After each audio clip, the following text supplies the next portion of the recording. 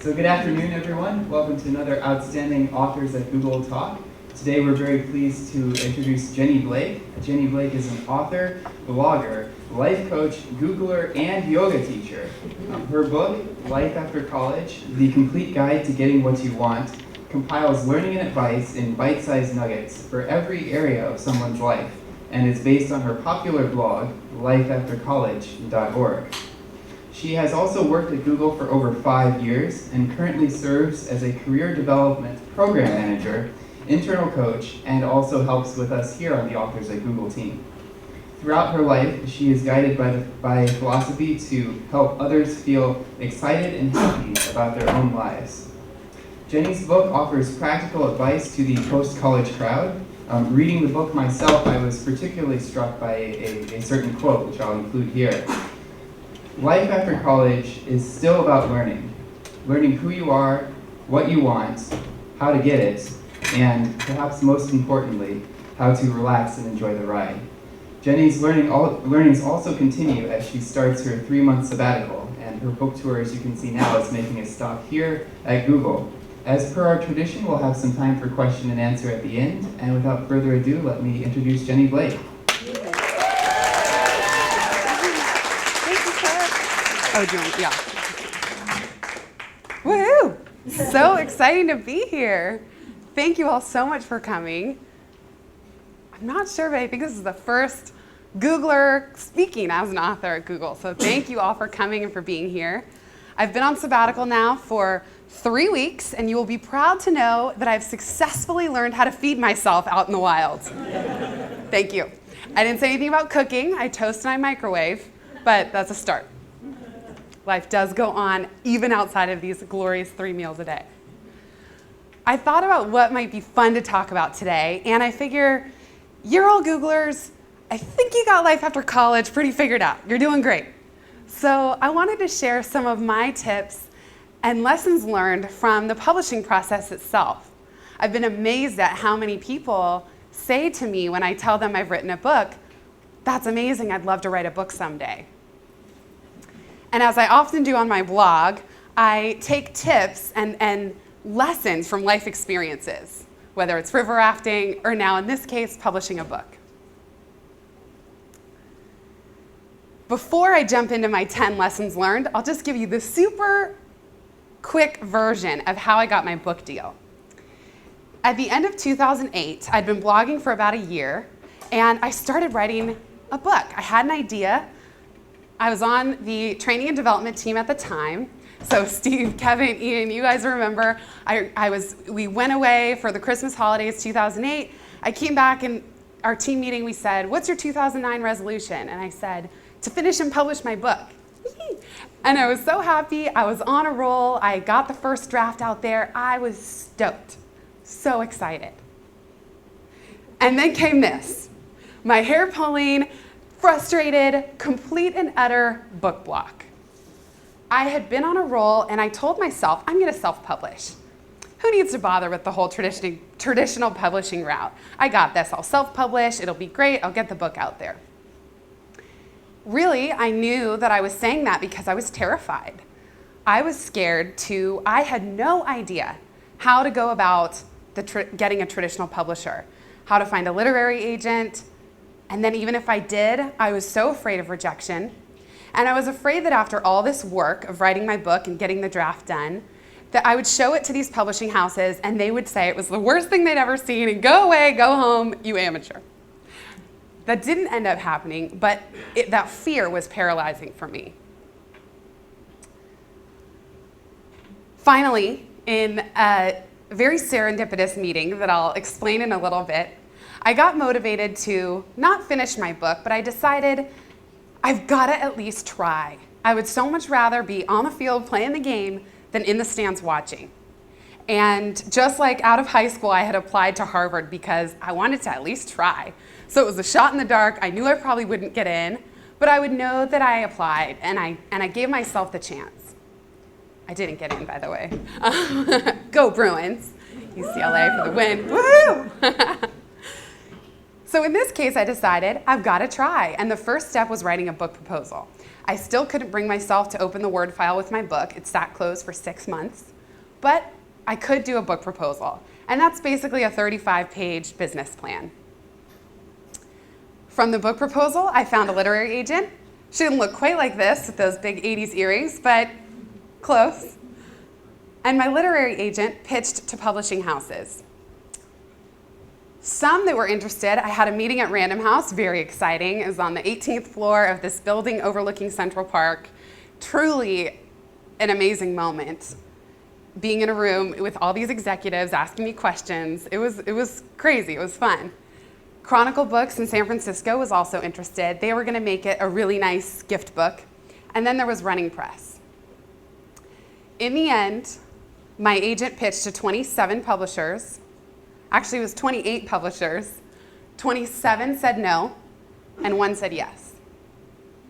1's all it takes. So Running Press agreed to publish my book, and I signed the contract on June 16th of 2010. So it's been a long road. It's been 2.5 years. When I wrote that first draft in 2008, I was sure that my book would be out by graduation 2009. Well, it's March 2011, so a couple years have passed. You can see a few things happened in between. And that's what I want to talk about today.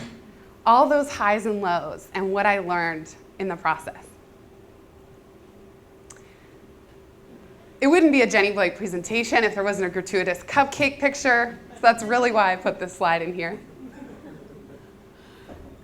10, don't wait for permission.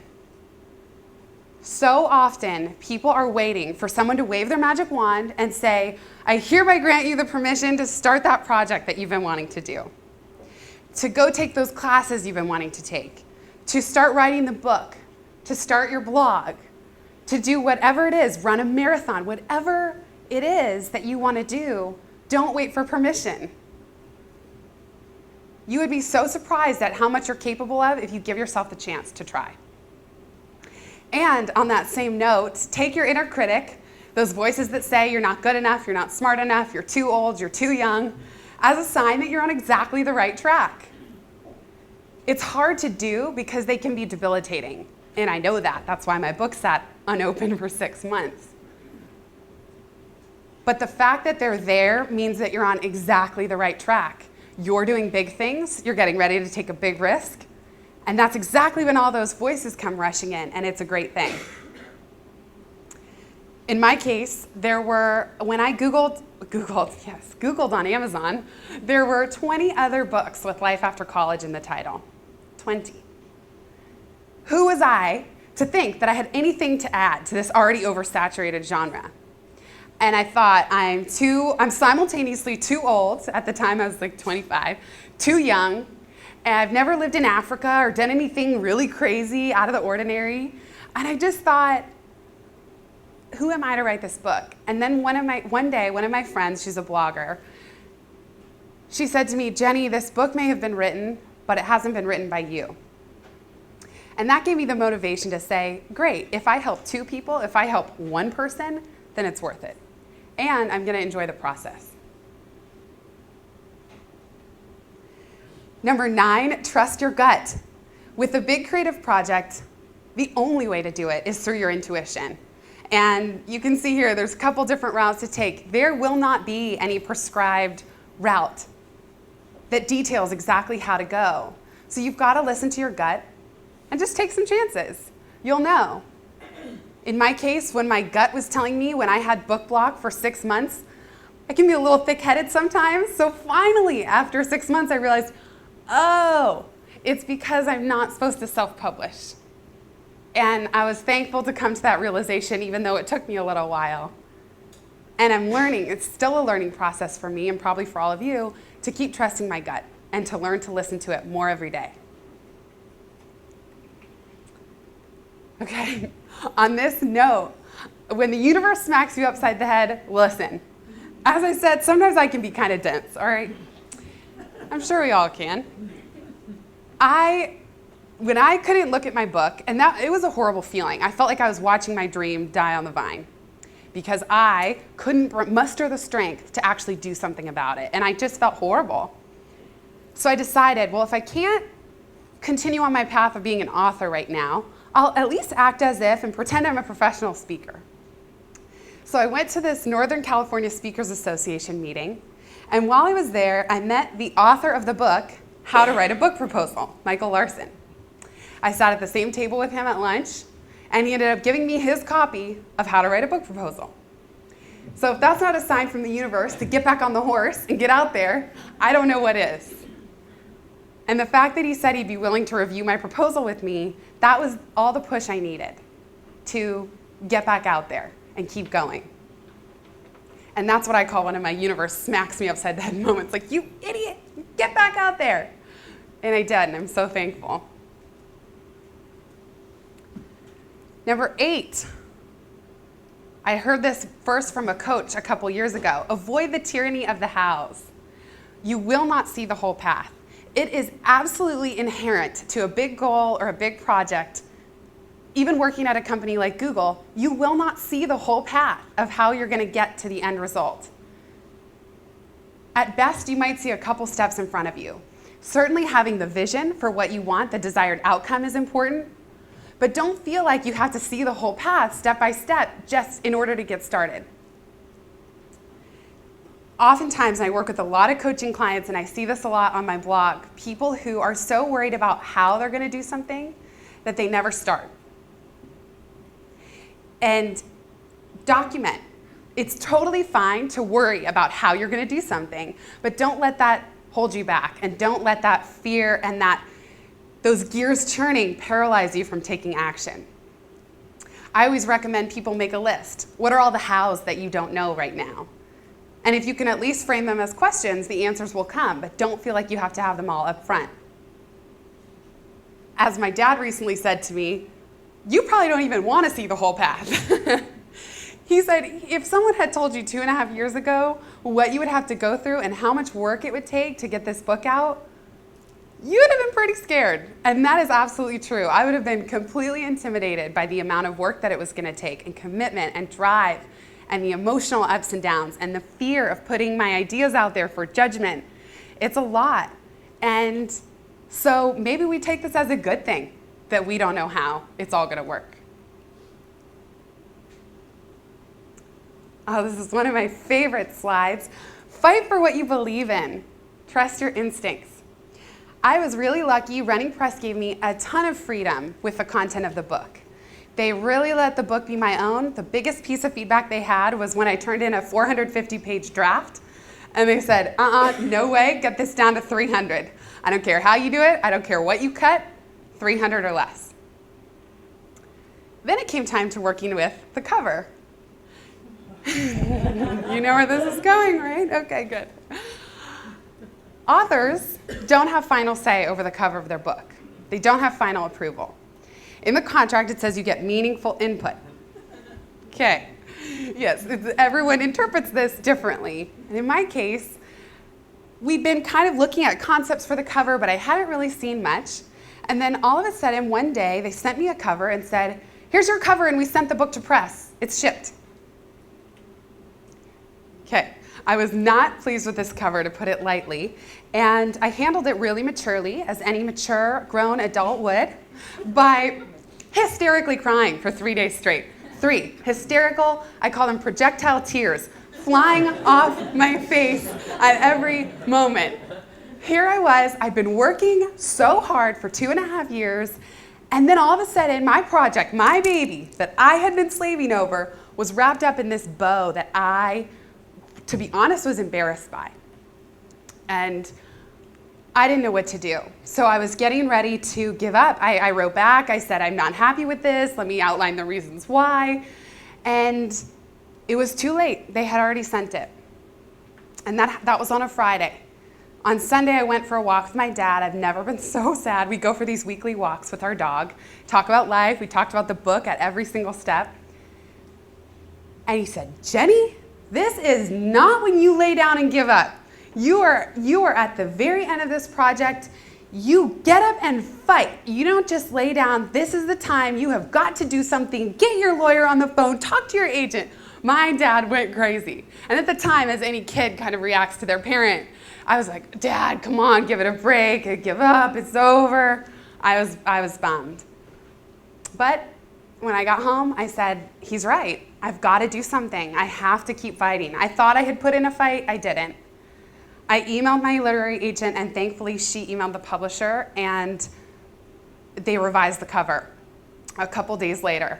I've never been so nervous to open an email because I knew that the next cover that came in was going to have to be it because we were already going to be behind schedule. So without further ado, I'll show you before. Little chaotic, and I wasn't thrilled with the dead pig on the bottom or the phone that already looked 10 years old. I mean, hello, Android, iPhone, give me something to work with here. Okay, so that was the old one, and then here is the new cover, which I think we were all so happy with. And I'm so grateful that Renning Press said, we don't want to have an author who's embarrassed by their book either. That's not good for us. So thankfully they worked with me, and I took this as a sign. The process was so smooth up to this point. I needed something big like this, so I had a great book publishing story to tell, and it was a reminder to fight for what you believe in.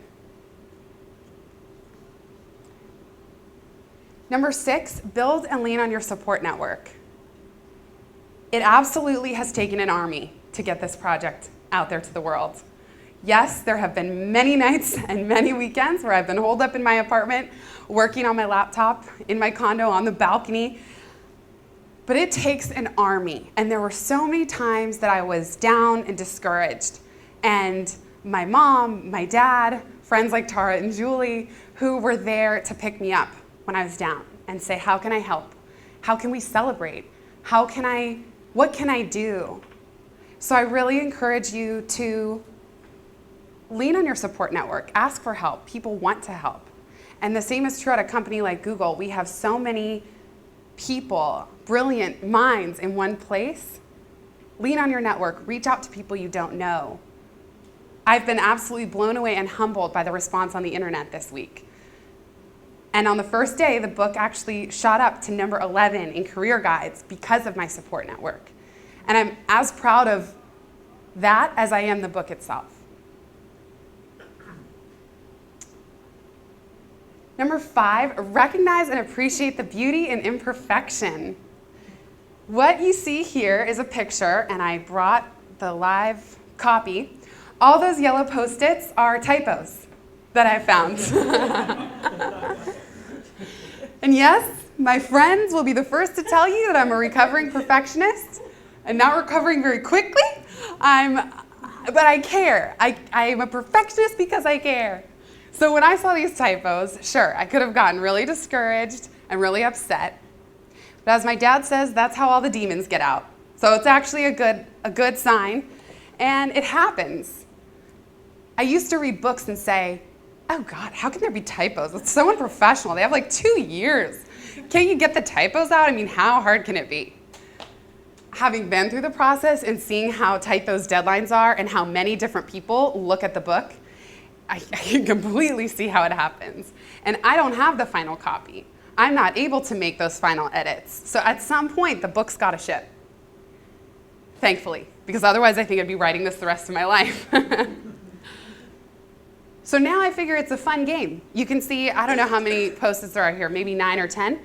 So it's like a scavenger hunt. You can see if you find all the typos. There's one even on the first page. So that's like even a better good luck sign.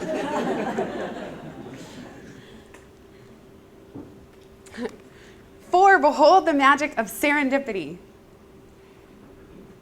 I've had so much fun with serendipitous meetings throughout the course of this project. There's 2 stories that I want to share on this point. One, when I went, so a lot of people don't know that looking for a literary agent, there is no science, there is no magic, it's total chaos.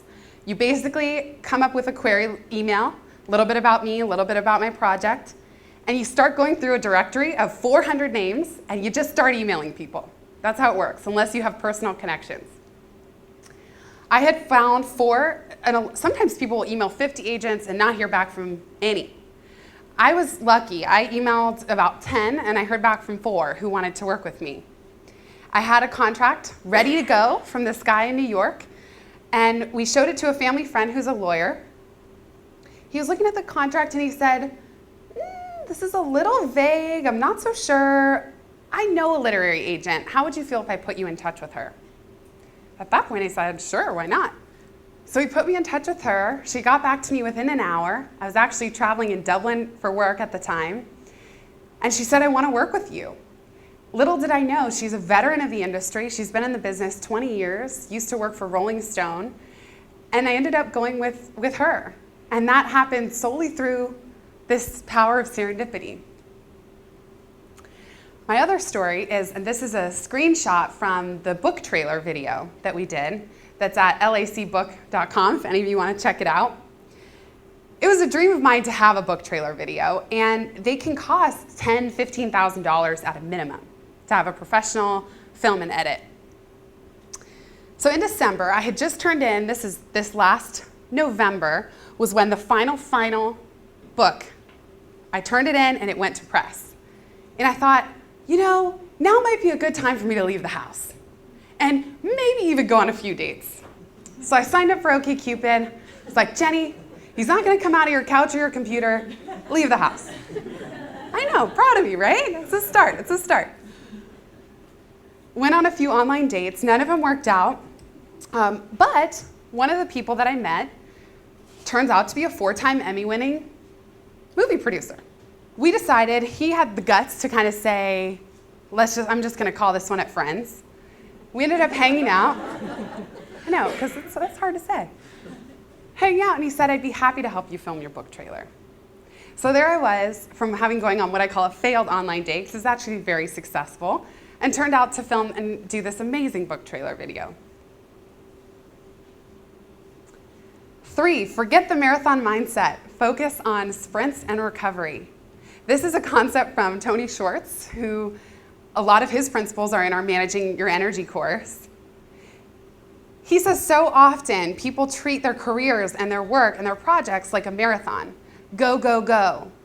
Wake up, spend a huge long day at the office, go home, work some more, and do it again the next day. We have this marathon mentality that we're in it for the long haul. And instead, he recommends focusing on sprints and recovery instead. Go really hard, it's inevitable. We're going to have periods of time where we're really driving forward and doing those sprints. But it's imperative that we build in time for recovery. I know this because I've had many what I call hot mess hair pulling moments where I've been burnt out, exhausted, and totally wiped out and unable to do any work, even if I wanted to. The last one happened 3 weeks before the book came out. I'd been wrapping up at Google, and as the wrapping up at Google and the book stuff was ramping up higher and higher and higher, and I'd been working since December around the clock, nights and weekends, every day, and I was loving it because this is fun for me, but I hadn't built in any time for recovery. So 3 weeks ago, it just snuck right up. I guess at this point it's more like 6 weeks ago, but it snuck up from behind and just kicked me in the butt. And there I was, unable to do anything. And I was so nervous. The book was going to be out 3 weeks from when it was all happening, and I didn't know what to do. And I just felt like, this is not good timing. I'm on the last mile of this marathon, and I don't have time for this. So that's exactly when you need to make the time. And I'm thankful, at least I got it out of the way so that now I can actually enjoy the book being out. So build in time for recovery. It's so important. 2, this is my most kind of woo-woo point. Meet halfway between hard work and receiving.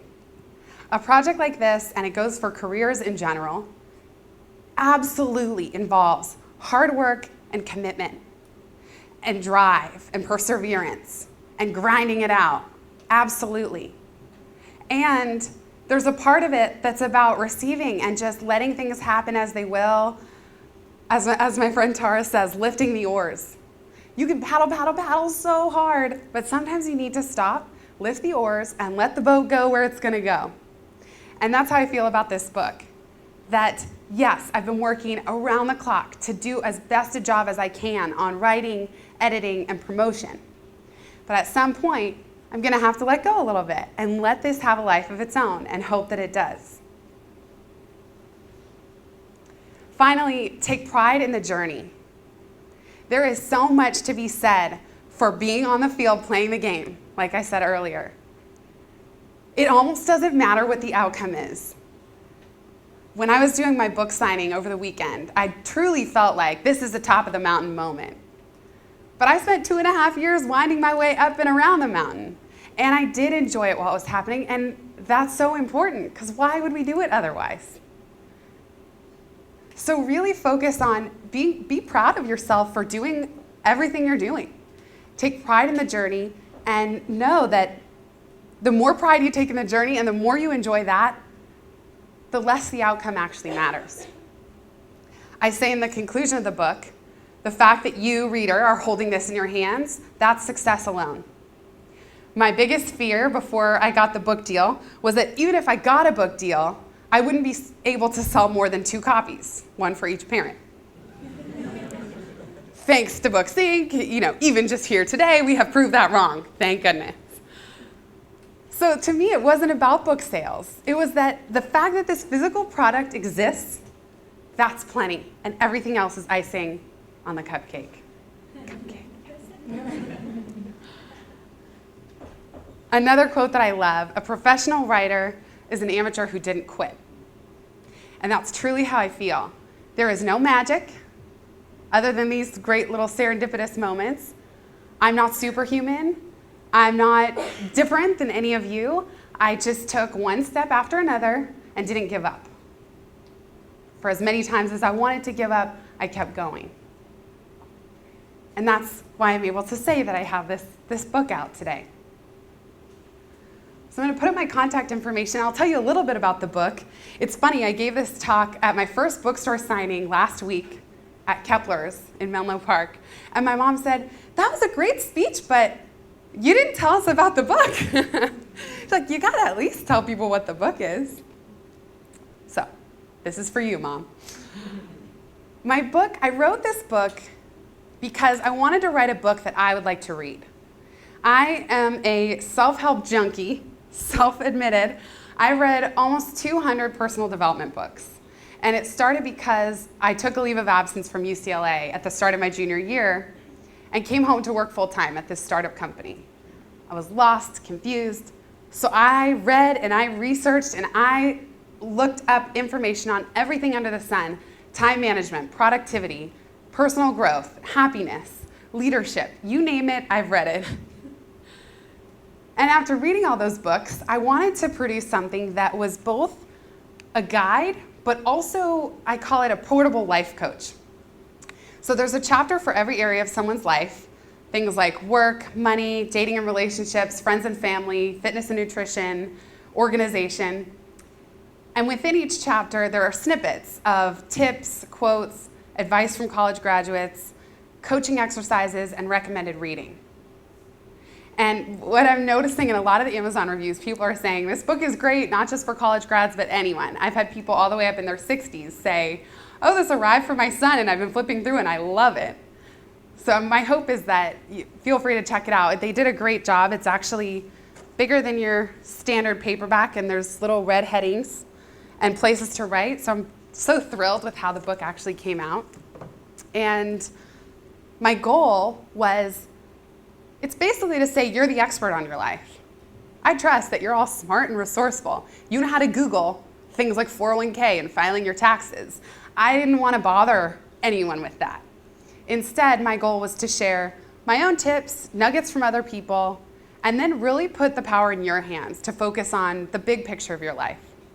To think about, it's a self-help book. I had to give it some audacious title like The Complete Guide to Getting What You Want. It's a perfect infomercial. I'm ready to go. But truly, the reason I say that it's complete is because I'm going to help you facilitate a process where you can think and vision and dream for every area of your life. One of the things that I've noticed most as a coach and the receiving end of many coaching sessions is that it's very rare. We don't often ask each other, what do you really want? Tell me what your dream home looks like.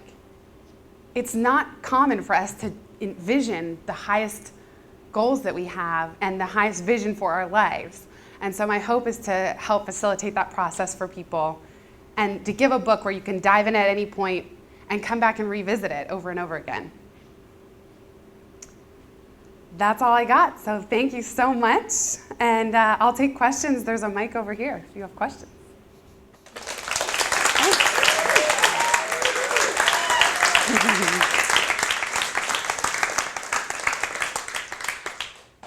All right, don't be shy. I'll repeat the question. Go ahead. Well, actually, I'm just going to share a serendipitous story Oh, because thanks. last week, a friend of mine that I met through a mutual friend emailed me and said, hey, Phil told me that you're interested in meeting my life coach, Jenny. And the girl's name is Christy. So I actually didn't know I was coming here today. Like Oh my gosh. Were like, oh, let's go see this talk. And so I looked back in my email and was like, is this the same person? And it was. So it was just really That's cool so when cool. I didn't realize that's going on. So serendipitous story. That's very cool.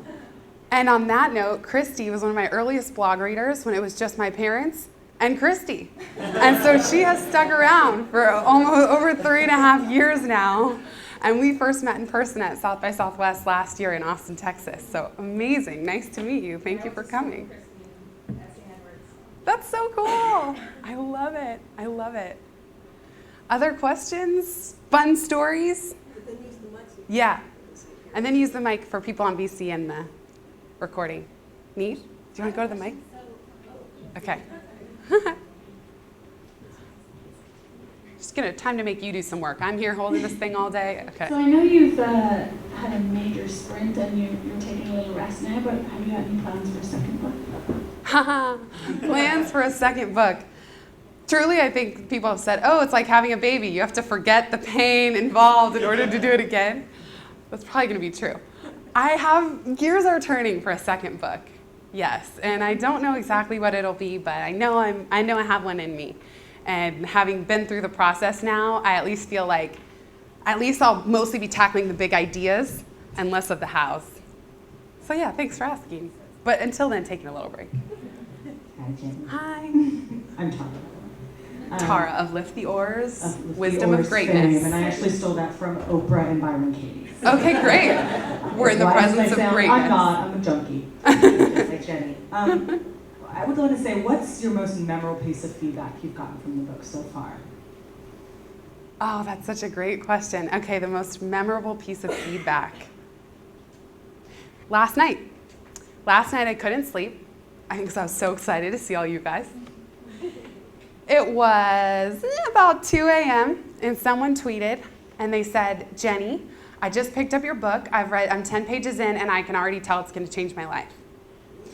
And it just is so touching and so inspiring. That's exactly why I did this. That's what makes the entire journey worth it, that people say things like that. And to be able to have that kind of impact on one person, let alone multiple, is completely humbling for me and totally amazing.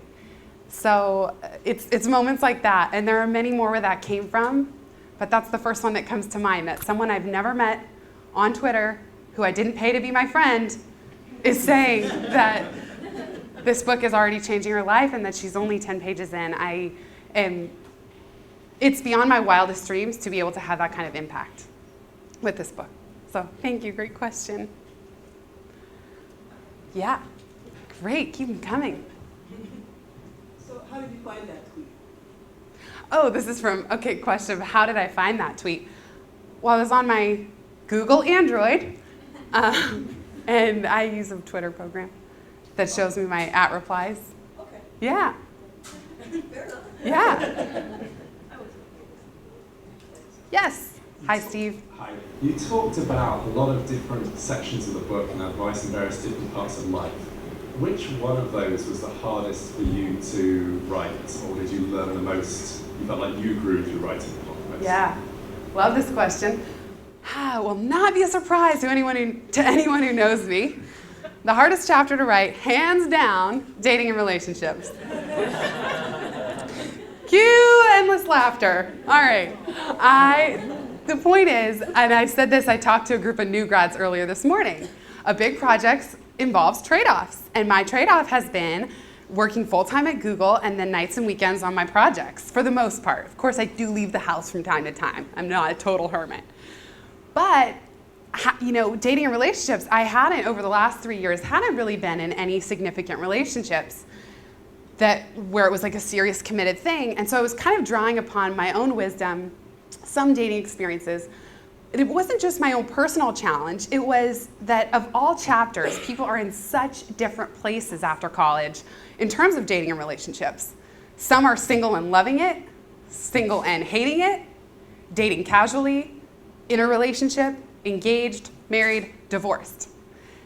And my question was, how can I possibly write a chapter? And I have bitten off a lot with this book, talking about every area of someone's life for all of after college. Like, I had my hands full as it was. How do I provide tips and exercises that aren't totally cliche, that add value, and that are gonna work across the board? And that was a big challenge for me. Thankfully, I had enough cobbled together, and one person actually told me this was their favorite chapter, so something I did worked, which is good. And one of the most popular exercises that I had posted on my blog is a breakup processing template. Yes. I'm infamous for templatizing everything. You'll be proud to know it's in Google Docs and spreadsheets. And it's a template. If you're breaking up with someone and it walks you through some ways to process. So anyway, I think that, I think people get a lot out of that. Check it out. There's also decision making, budgeting. I have lots of other templates, but that's one of my favorites. Any other questions? Ray. Hello, Jenny. What is your favorite kind of cupcake? Oh, I love it. I'm so glad you asked. This is a very important question. What is my favorite kind of cupcake? Red velvet is my benchmark cupcake, in that if I go to a cupcake shop, I always have to have the red velvet to assess where that cupcake shop falls among all others that I've been to. And then I also like to try whatever might be unique to that cupcake place. So vanilla with sprinkles, blueberry crumb cake. I once had a cupcake with glitter on it, actual glitter. That was at Delish in Austin, Texas. So I would say red velvet, definitely. And then if you go to Sprinkles, their vanilla cupcake is also divine. Or Crumbs in New York, their cupcakes are the size of your head, with like every candy from the shelf just shoved on top. Delicious. And by the way, cupcakes are one of my values. They're in the book, in the life chapter, under my list of personal values. Cupcakes. Fun, celebration, indulgence. We should all have more cupcakes in our lives. I think that's a great place to end. Thank you all so much for being here. We're going to sign books in the back. Thank you. Thanks.